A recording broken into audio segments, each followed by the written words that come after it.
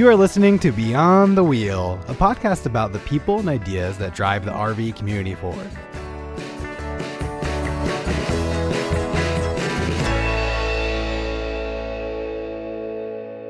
Welcome, everyone. I'm Sean from Chicory's Travels. And I'm Kenny from Moving Forward Adventures. Thanks for joining us in this first episode of the Beyond the Wheel podcast. Today's guest is Devon Wilson from RV SnapPads. SnapPads are an innovative product for RV leveling systems. So without further ado, let's get into the conversation. Okay, Devon, thanks for joining us today. Can you start off by telling us a little bit about yourself and your role in the company? Sure. My pleasure, guys. Thanks a lot for having me on today. So as you mentioned, my name is Devon Wilson. I'm the Chief Operating Officer in the company, which pretty much means I have a hand in everything that goes on. We've slowly kind of started from grassroots, and we're finally getting to the point where we're not really bootstrapping anymore. We've actually recently added a VP of sales. So my role is slowly going from doing all the work to starting to delegate a lot more of the work, just because there is not enough hours in the day to get everything done. So the short answer to your question, Sean, is I have a hand in pretty much everything. Yeah, it's nice once the entrepreneurial part starts turning into a real business and you're able to delegate some of your duties. For sure. And it's an interesting learning process that I'm, consistently going through all the time, kind of learning to start getting more hands off, just because if you want to keep control of every single detail, you actually just start going crazy, because there's just, as I mentioned, there's just not enough time and not enough manpower to get it all handled. So that's obviously a great problem and a very interesting learning process for myself. I'm excited to go through it, but I can promise you that it can be frustrating and you do lose sleep at times, but that's the nature of building a business, I guess. Yep. Devon, this is such a great product, and what seems to me to be a very simple design. How did this all come about with the RV SnapPad? Yeah, we almost have come to start calling them RV shoes. I mean, because they're going on your landing feet, right? So kind of the same idea. They're protecting your feet. They're adding grip and adding surface area, so more stability. We can kind of get into the features later on, but how deep should I get into this story? So it started probably about 25 years ago when I was just a kid, and my father came up with an idea for kind of just a plastic stacker drive-on jack pad, which he actually ended up getting out of very early on. So we're kind of an entrepreneurial family. So around the dinner table, we'd be throwing out ideas for a whole bunch of different stuff. And we've been doing that for years and years and years. So jump forward about 25 years. Obviously, I finished business school, and we've had 25 years of throwing out different ideas and what should we work on. And he'd gone through a whole bunch of different other ventures, and I was just kind of starting to do a bunch of different things myself. None of them had anything to do with the RV industry, interestingly enough. And at one of our meetings, he actually brought up the idea and said, that the version that he brought to the market so long ago is actually still in the market now and still doing quite well. So he said, even back then it was experiencing certain problems. So why don't we revisit this idea and see if we can upgrade it for, the RVs that are of today? Because the difference between then and now is that the RVs are much bigger, much heavier, and they were even experiencing certain problems. And I guess the problems I can tell you are like the breakage. Certain plastic products, if you put them on gravel or uneven terrain, or if you're just putting a 45-foot, 45,000 pound RV on them, it might just break. So we kind of looked at different options there. And so we were looking at what kind of material should it be. We started with recycled rubber. We didn't start with recycled rubber, but we eventually came on recycled rubber. One, because it's environmentally friendly, but two, that's a material you'll just never run out of. So that's a benefit there.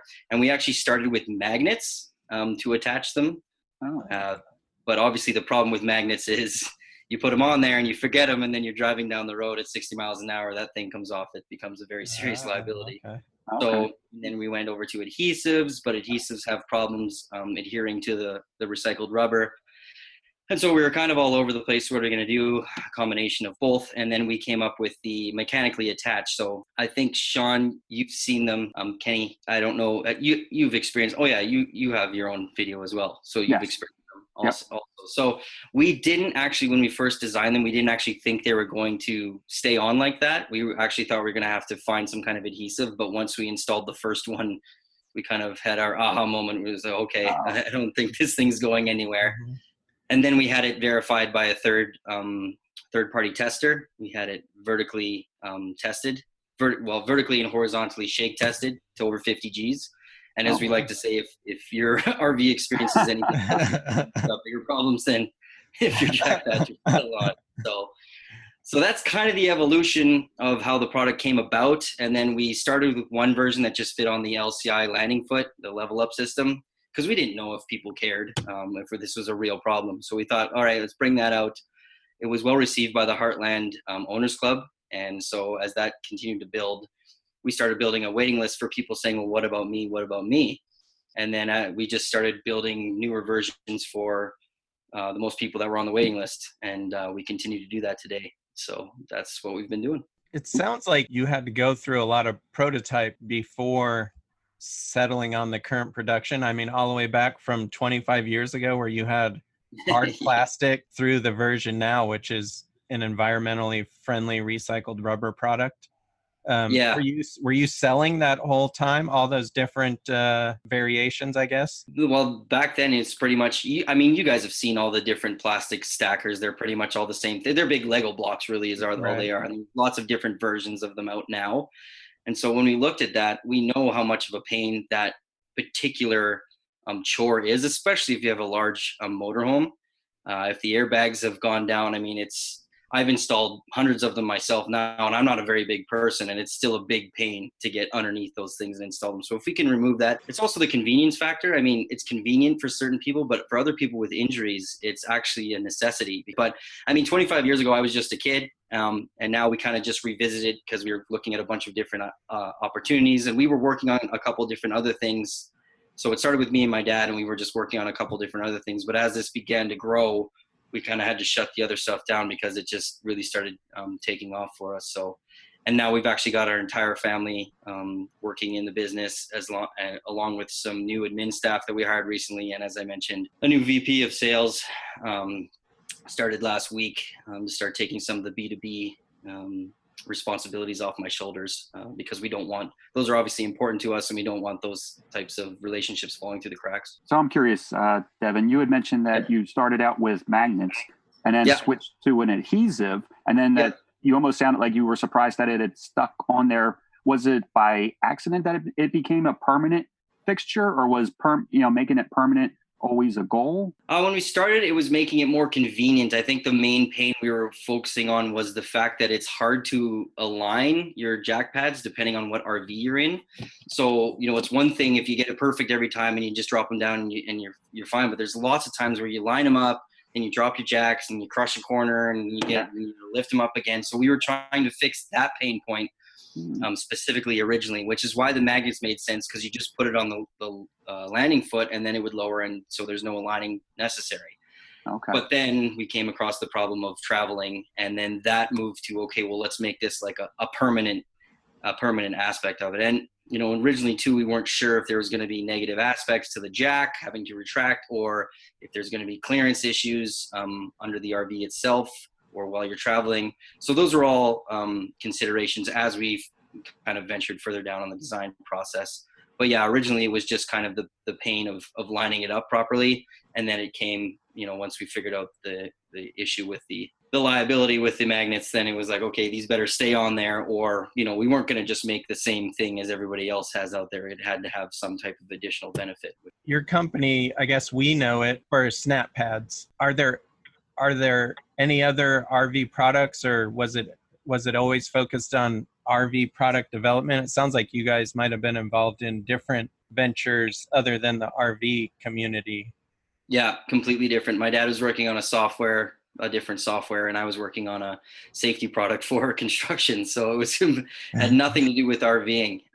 But we circled back around. Actually, to be honest with you, when he brought this idea to the table, I kind of rolled my eyes and said, oh God, here we go again. But, seeing the success the original product had, and, he kind of missed out on that, for reasons that were unforeseen at the time. So we said, okay, well, that's doing pretty well. If we can take that idea and, build on it, then it has a chance to kind of be something. And fortunately, our guess was right, at least so far. So no RV products. No, none of us had anything to do with RVing originally. So it's kind of, that always makes me laugh. We're like, what? You guys are all over the place. Yeah, we always like brainstorming, always like coming up with ideas of what about this, what about that, and being kind of an entrepreneurial family where we just step off the cliff and take that risk and see what happens. And we've definitely paid for it in the past, but that's no risk, no reward is kind of our mantra there. So that's right. Yeah. Awesome. Can you talk a little bit about the material used for the SnapPad? I know when I pick it up, it's very durable. It's heavy. It feels sturdy. It feels like it'll last forever. What is it actually made out of? I read that it was recycled materials. What type of recycled material is it? Sure.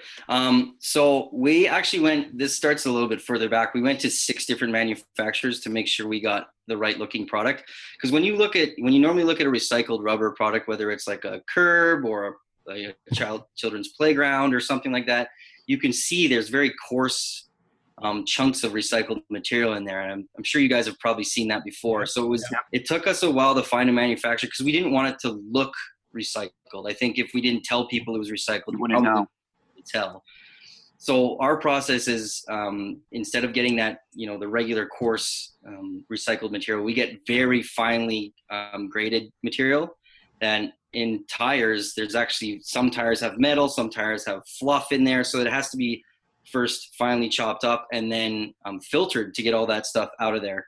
And then that comes from a separate facility and ends up in our manufacturing facility in these giant several ton totes. And then from there, we take that as the base material. And we have multiple presses at our manufacturing facility.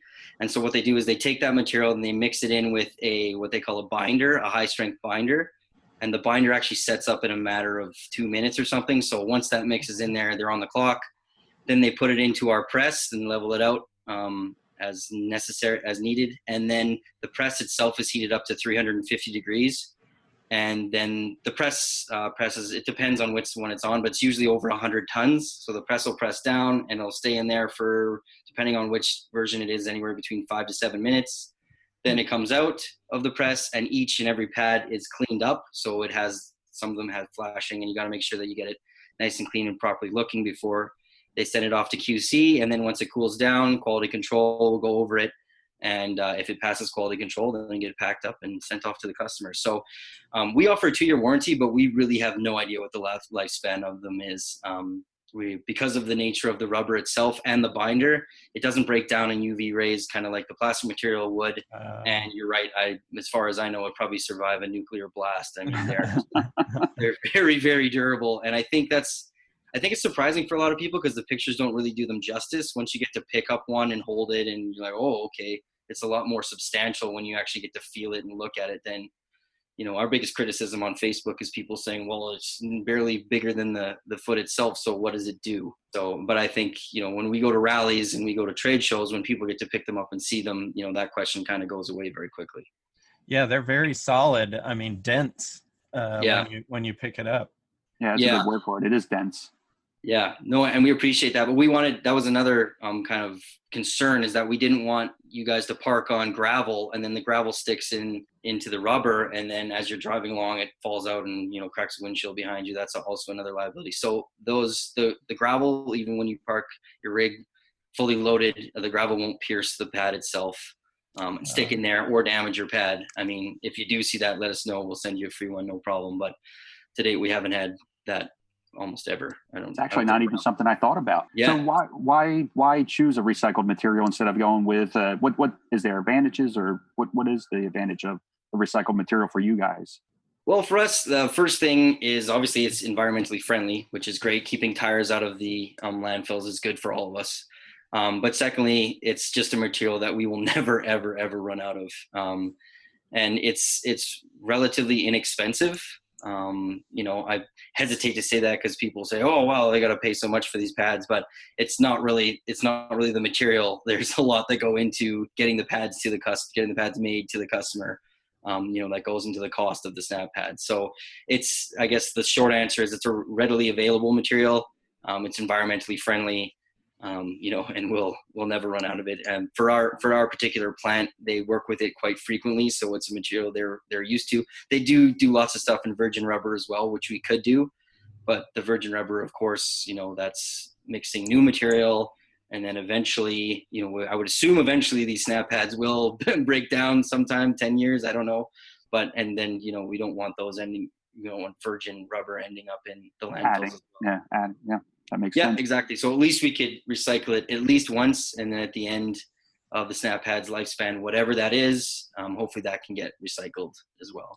I think that's great. You also mentioned there was a quality control process after the pad is created. What are they looking for? What are some of the defects that you would find in something? Is it just like the flashing where they have to cut it out or bubbling? It's a great question.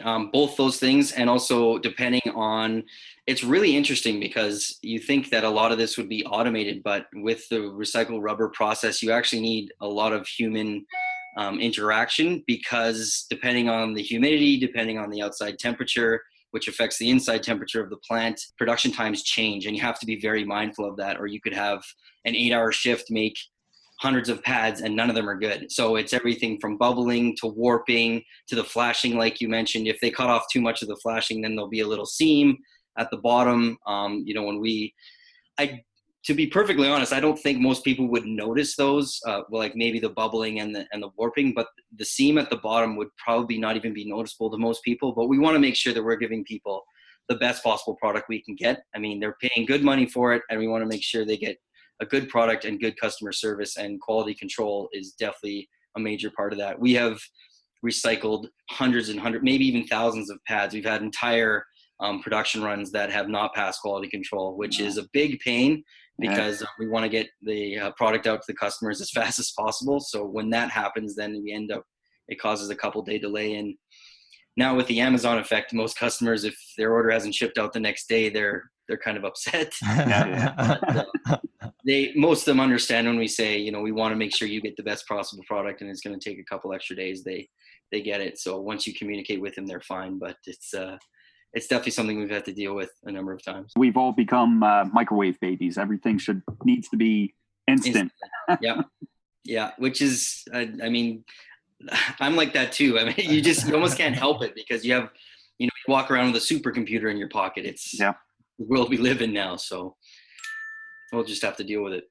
Yeah. Speaking of that, I was actually just down in Fort Myers, Florida, and I went to the Thomas Edison museum that he has down there. And he actually spent the last, I think, 12 or 15 years of his life trying to come up with a natural source of rubber that could be manufactured in the United States. Mm-hmm. And it takes an incredible amount of plants to get enough rubber to make anything, really. Anything. Yeah. Exactly. Yeah. So coming up when it actually never came to fruition, because that's when also the time when synthetic rubbers came about, and his ideas just took too much time and effort to go. So, but then using recycled is even better, because you're like you said, you're keeping it out of the landfills, and there's probably a never-ending source of rubber. So you manufacture in the United States.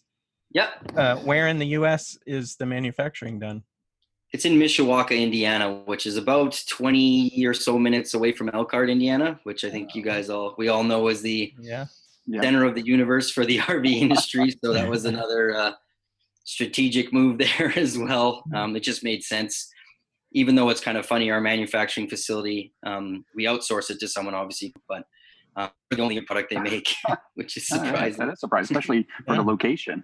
Yes, yeah, very odd, but they're happy to have us on board, and we're happy. They're doing a great job. It's just for them, we're growing at a pretty rapid race, so it's a pretty rapid rate rather. So they're struggling to keep up. So I feel bad for them sometimes, but that's So do you do large production runs, or do you base it kind of on what the consumer demand is right now? Or how do you decide how many to manufacture at a time? Sure. Well, it's come to the point, Sean, that we're actually manufacturing and shipping them out as fast as we can. Oh, We don't even wow. have any inventory right now. It's just because we'll build inventory and then we'll either get a big order from a RV dealer or our Amazon reseller, or we'll get another dealer that signs up and says, I want X amount, and then the inventory's gone. Kind of the tricky part is now we have 4 different versions with kind of 16 different variations depending on the leveling system. So what will happen is we'll get a ton of our SnapPad extras, which I think you guys have both of those, and That's then what I have, yeah, and so we get a ton of those, and then all of a sudden we'll have another version that just for 3 weeks gets catches fire, and so there's all of a sudden we go through the inventory that we had for that, and then they're scrambling to get. It's just kind of all over the place. The problem is we can't really give them a solid schedule. I'll just give you an idea. We actually, our production schedule this year was to double what we did last year. And even with that production schedule, we're still just making them as fast and shipping them out as fast as we can make them. So it's a good problem to have. But yeah, that's an excellent problem to have. Clients, yeah, it's the best problem to have, but it's still a problem. And our clients in the end say, good for you, but we don't care. We want our product. So that's the balance we're going with right now. So we'll get there, but we're building a number of new presses and getting some more cavities and trying to gear up so we can be on top of it for 2019. And the recycled material, is that all coming out of the U.S., or do you have to source various countries to get enough recycled material? Oh no, it's all of the material, all the labor, with the exception of our executive team. But obviously, we're not in the plant making the product. But no, all the material and all the labor is 100% U.S. So oh wow, the rubber recycler is, I don't know, only 10 or 20 miles away from our manufacturing facility. So it's all U.S. tires, and I'm not sure if it's 100% tires, to be perfectly honest. I know the majority of it is, but I'm sure there's other rubber recycling. I don't know if there's washers or whatever it may be, but yeah, it's all 100% U.S. material. Wow. And we have had a lot of people that say, well, why don't you make it in China? And there's lots of reasons not to make it in China. One, you lose control over your product when you send it to China. I mean, it's all well and good to say we have a U.S. patent and that's fine, but Chinese manufacturers don't care about that. The other problem is if you ship entire sea cans of product, again, it could get held up at the border. There could be other delays. You can't really keep your finger on the quality of the product that you get. We want to make sure that it maintains a certain standard. You kind of get a shipment of SnapPads. It takes 6 weeks to get there, and half of them are no good. Well, what are you going to do about it? Yeah.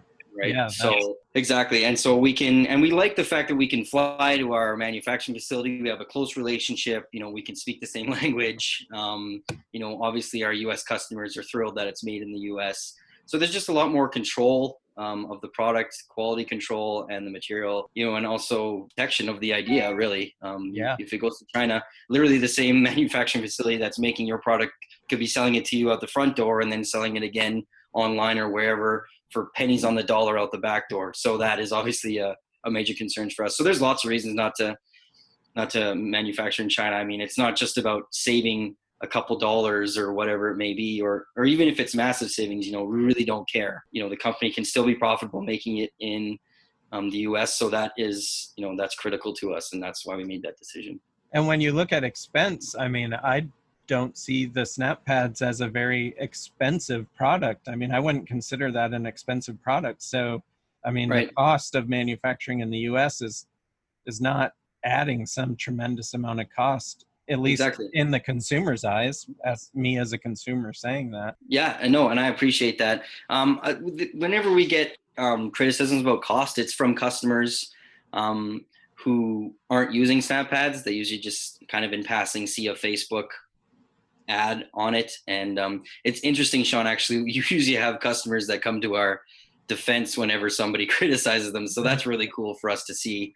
We're not always having to defend ourselves, but you're right. There's a lot of comparable products that even though they're not permanent, there's, I don't know if I should name them on here, but there's several comparable products that are, with shipping more expensive than our product per pad. And in our humble opinion, SnapPads bring more value just because they have benefits that the other products don't. So you're right. I mean, you can make your own version if you don't mind placing, retrieving, and storing dirty jack pads. By all means, make the wooden ones out of 2x4s or 4x8s or whatever you want to do. I mean, that's a great option if you don't mind, for sure. Or if you want to buy 40-10 packs of the small plastic ones, and there's a place for those, absolutely. But I think SnapPads, as you guys know, kind of brings something else to the table, and the pricing is comparable to anything that's relatively similar to what we've got.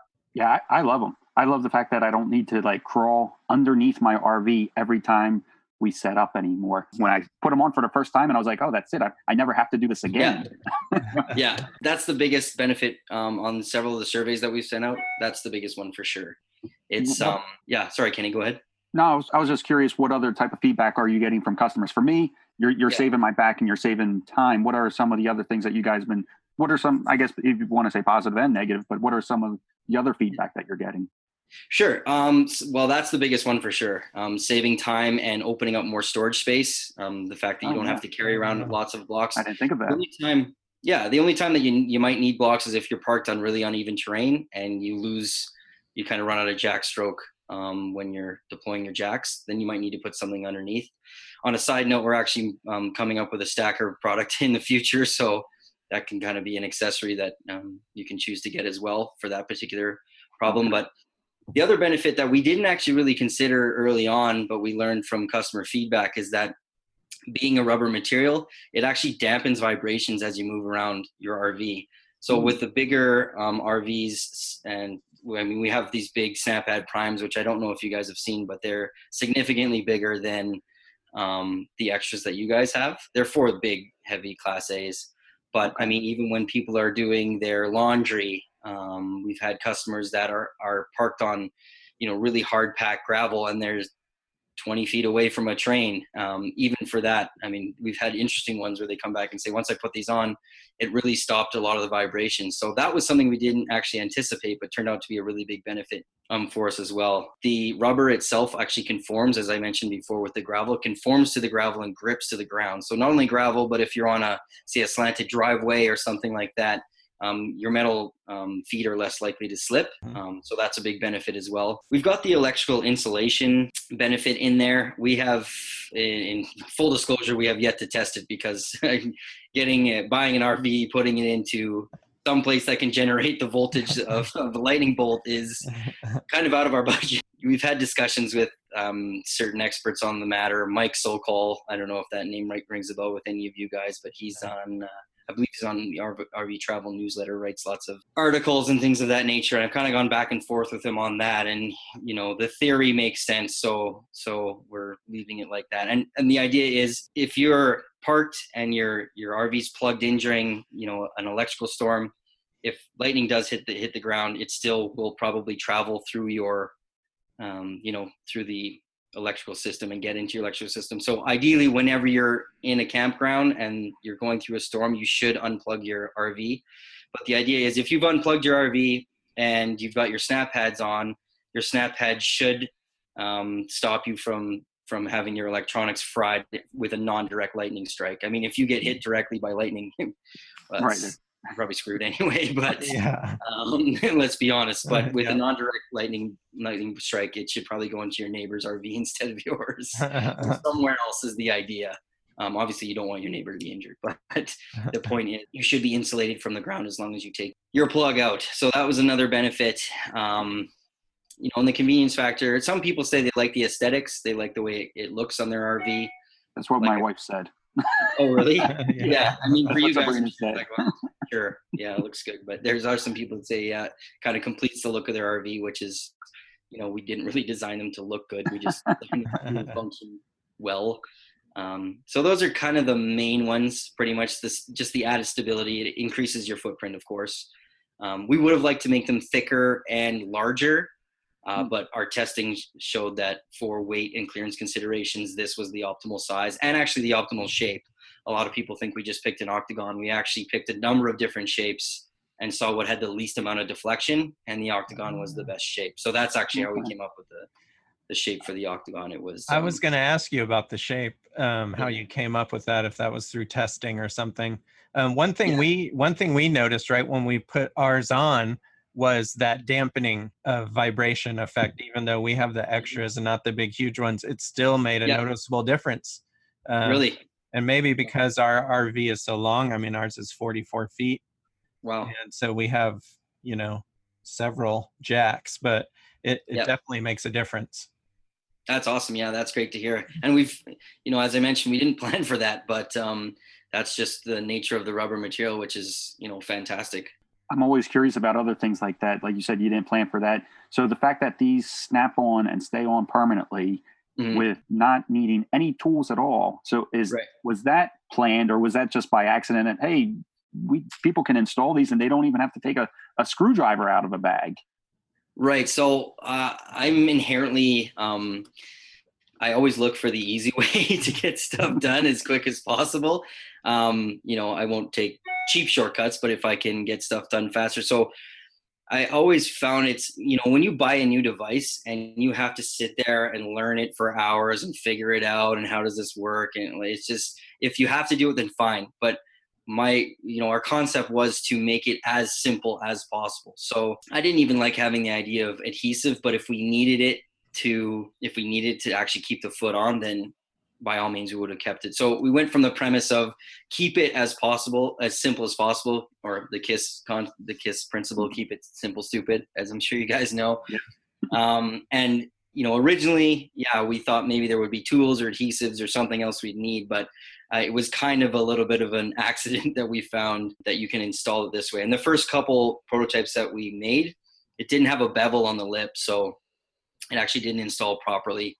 So we had to make several other prototypes until we actually got it right and saw it snap on there. So we initially, when we first started doing it, we didn't actually know if that was going to be an option. We thought maybe you would have to have a tool of some kind or pry it on or whatever you may have to do. So yeah, that was actually by accident. But once we saw that was an option, then we worked towards having it do that. Yeah, and probably a month after we had ours on, one of my Lippert jacks, the seal in the bottom blew out, and so I had to change the jack, and I was really worried about getting that thing off. But sure.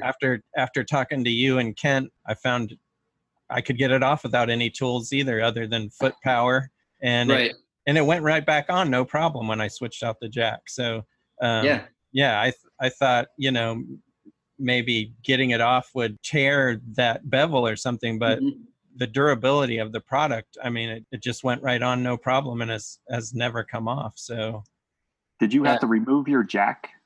Yeah, I did. Sean, to remove the pad off, I took the pad off and then removed the jack. Okay. And then once I got the new jack installed the pad the same way as I did originally, and no problem. Yeah. Another thing to note, guys, is that we actually have a bolt access hole that was designed in the bottom of those. So if you wanted to just take your entire jack foot off, you could do that. So that was the point of that hole, actually, was so you can access that bolt to take it off. Because Sean, if you were to do that a number of times, it depends on how well you line up your foot. Like if you didn't line it up really, really well, it does have the potential to damage the lip. Oh, okay. Lips damaged. We can't really guarantee it's going to stay on. So that was the point of the bolt access hole. Just a quick tip for you guys, just so you know, probably once every 6 months to a year, you should tighten that bolt on the bottom, because we've actually had customers with and without snap pads that their metal foot, they've been driving and then they show up and their metal foot is gone. Oh, wow. Have to take a look at it. Yeah, exactly. So it's just something to be aware of. I mean, most of the time it's not an issue, but I've had a couple people that say I looked in the rearview mirror and the pad was spinning. On your LCI jacks, it's not supposed to do that. So you make sure that every so often you just tighten those bolts. It doesn't take much. I don't know if we really need a torque wrench or anything, but just make sure that they're nice and tight. It's good to know.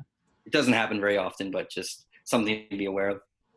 Are you guys making snap pads for every RV out there right now? I mean, there's so many different makes, models. I mean, how many are you guys covering? It's so interesting to see. the variation in sizes, shapes, and like devices that people have used for leveling systems, and also the stuff that's come out in the past. There's kick down versions, there's square versions, there's octagon versions. Some of them are 8 inches. Some of them now are over 13 inches with these cutouts in them. So there is, it would have been so nice if we could have just came out with 4 or something and covered the whole market. So right now, our focus has been on kind of the higher end, more luxury Class A and fifth wheels. I mean, there's some Class C's they work with as well. But that's kind of what we've been focusing on, just because they have more of a problem and a little bit more of standardization, because there's a lot of Lippert leveling systems out there. Kind of the main leveling systems are Lippert, HWH, equalizer systems. There's Bigfoot, and then you've got a lot of different scissor jacks on like the smaller travel trailers that you either hand crank or you use your drill to come down. So we don't really have anything for those guys yet, but we know that that's actually the largest part of the market. I believe it's somewhere around 60% of the market are actual travel trailers like that. Okay. So we definitely want to, we're working towards that. But, for us, we kind of started with the Lippert systems and we'll kind of work our way to the scissor jacks. We'll get there eventually. I don't know if kind of our stacker product will be something for them. Eventually we plan to have a tongue jack version kind of for either utility trailers or boat trailers or travel trailers as well. So we've been working on that also. So yeah, we've kind of started at the top end of the market and we're kind of working our way down.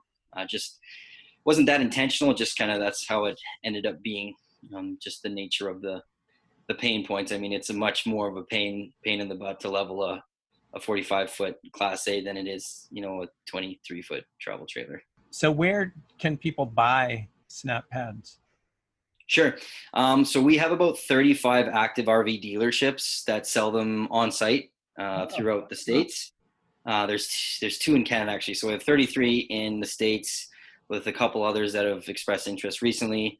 So they can buy them directly from their dealers. And we actually encourage people to do that. 1, we obviously want to send business to our dealerships, but 2, you get better customer service, right? Because there's lots of people that we've gotten a lot of those dealers because people will go to their RV dealer and say, okay, I'm buying this. I want SnapPads on them when I come to pick it up. I don't want to install them. I don't want to screw with them. I want it on my rig when I get it. So we've actually picked up dealers that way. And the dealers themselves, it's nice. If you don't want to install them, they're really easy, as you guys know, to install. But if you don't want to install them at all, then that's a nice benefit. And we like to benefit our dealers. So we do have a where to buy page on our website, which people can go to see if they want to buy directly from the dealers. We also sell, obviously, on our website. We sell on Amazon. However, a side note for all of the dealers as well is our Amazon reseller sells for more than we do on our website, anywhere between $20 to $40 more per pack. We made it that way specifically because dealers are very frustrated when customers come in and say, well, why am I buying it from you when I can get it from Amazon for X amount of dollars less? We definitely wanted to make sure that it wasn't a race to the bottom with our Amazon reseller. And it's interesting. He sells on Amazon Prime, so you get guaranteed 2-day shipping. So that's a big deal for most people, and so they don't care about paying the extra. And we literally can't even keep him in, like, his product sells out so fast that he's actually frustrated with us because we can't keep him stocked fast enough. So the extra dollars doesn't seem to matter to people. We also sell on a website called RV Upgrade, which has been a great partner for us. They've been moving lots of product. I believe they sell it for similar amounts, similar dollar value as on our website. What's the other one? They sell it. We partnered with Equalizer Systems, which is a jack manufacturer. So they're the jack system that's on a lot of Newmars, Integras. They do some Class B. They've got lots of different leveling systems out there. So we recently partnered with them, so you can actually buy it from their website as well, Equalizer Systems. That's kind of the meat and potatoes of where you can get them for now. So there's lots of different options for people to get them from our website. And we have had lots of other websites and people express interest. However, their pitch is that they're going to have the product for the cheapest amount on the internet. And when that's kind of how they sell their product, that's not who we partner with, because again, we don't want customers going in anywhere and saying, well, I can get them cheaper from here. And we don't want to race to the bottom as far as pricing goes, because then nobody wins. Are there any RVs that they come standard from right from manufacturing? Not yet, no. So Equalizer Systems would be the closest because they install the systems on site for a Okay. lot of RVers, and if SnapPads are compatible with that particular system, they will sell them and install them for people. So that would be the closest thing to it for it now. Although we have had a lot of customers that have mentioned, why don't these come standard, on your, it should just be an upgrade, really. In our opinion, it should be an upgrade. If you want to upgrade to having SnapPads on your RV, then it should just be check a box and add it to the lease payments and you're good to go. Is that something that you guys are working with or working towards? Are you working with manufacturers or anybody for that to come, right from the dealer or right from? Well, I mean, Equalizer Systems would be the closest right now because they are a jack manufacturer. What we're focusing on now, Kenny, is just kind of trying to build our brand.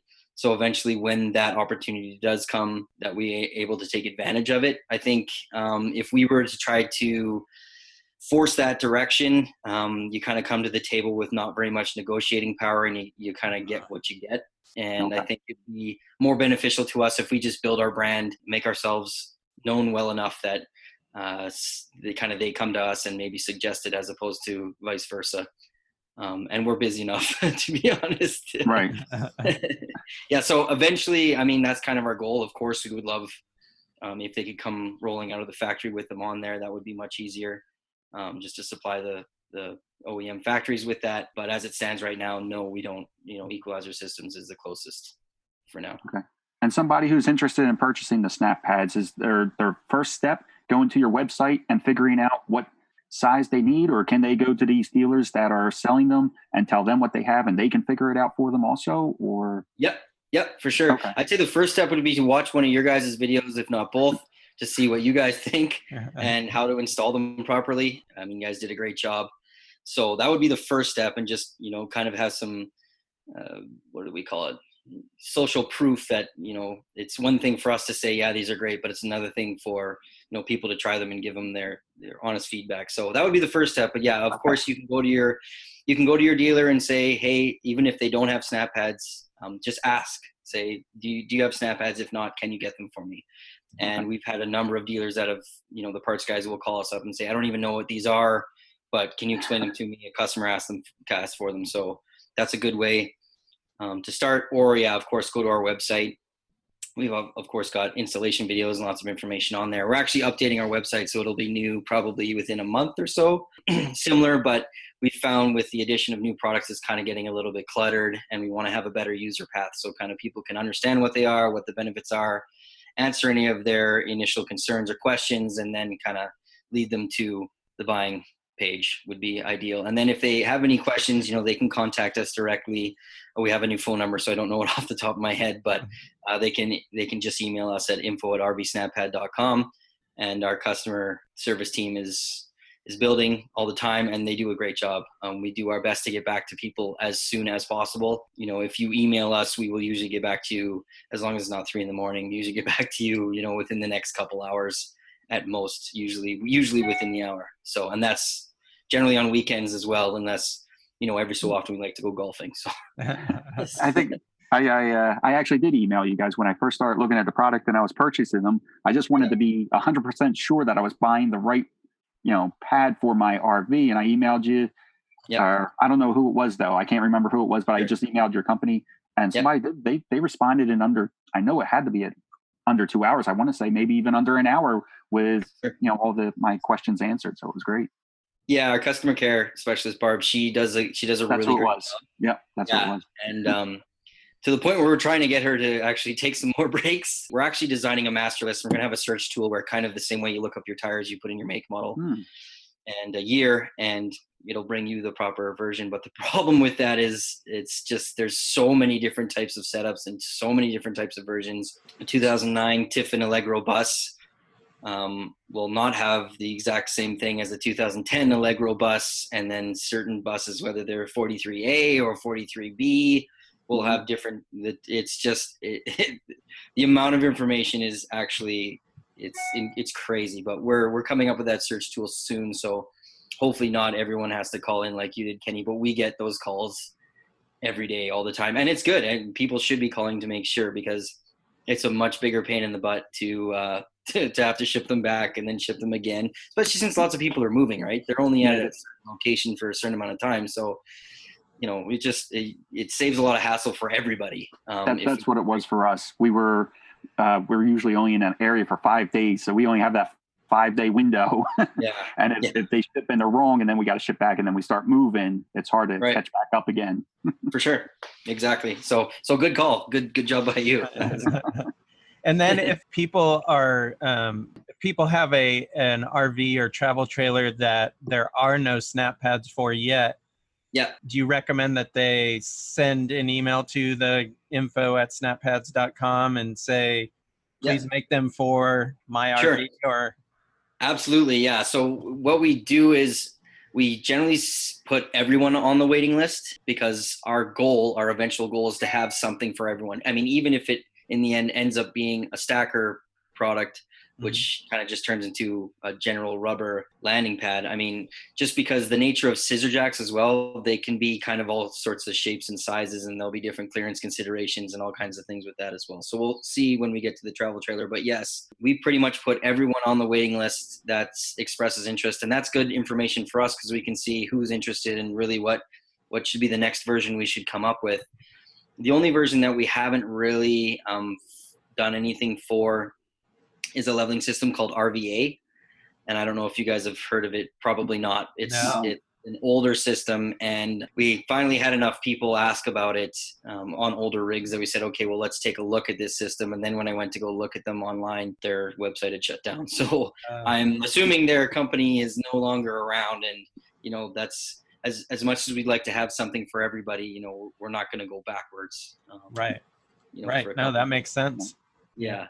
So that's kind of the only version. The RVA version is, it's unfortunate. We want to have something for everyone, and we kind of feel bad about it. But at the same time, if they're not manufacturing and really haven't been put on RVs since, the mid 2000s, then there's, we're not going to put money into tooling and that kind of thing. So just the nature of the business, really. Yep. But everyone else goes on the waiting list. Yeah. So, and we'll be honest with you, if it's something that we don't see happening anytime soon, we'll still put you on the waiting list. So if and when something does come up, we'll let you know, whether that's in 6 months, a year, whatever it may be. But we want to do our best to get something for everybody eventually. That's our goal.